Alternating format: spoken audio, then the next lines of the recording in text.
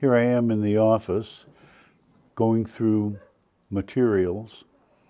We had a lot of it's been packed up because it's getting ready to go to the archives. So it also keeps the office clean. So here we are, and a couple things that I found include something from the 4th International AIDS Conference in Stockholm, Sweden in 1988.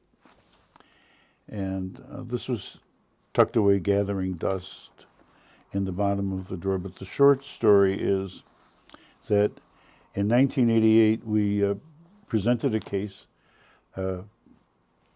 presentation at the AIDS conference in Stockholm.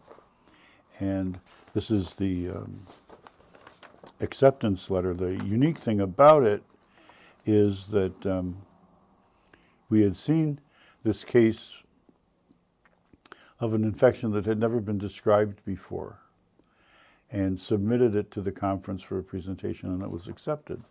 So I went to Stockholm in 1988, and this was my big opener in front of an international audience, and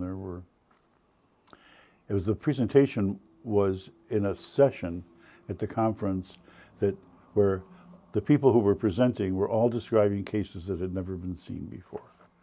So there was a huge amount of energy and interest in the room, and there were probably 4,000 people in that session. And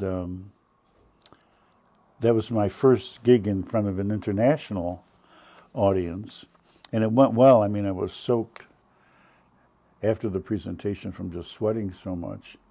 But the guy who ran the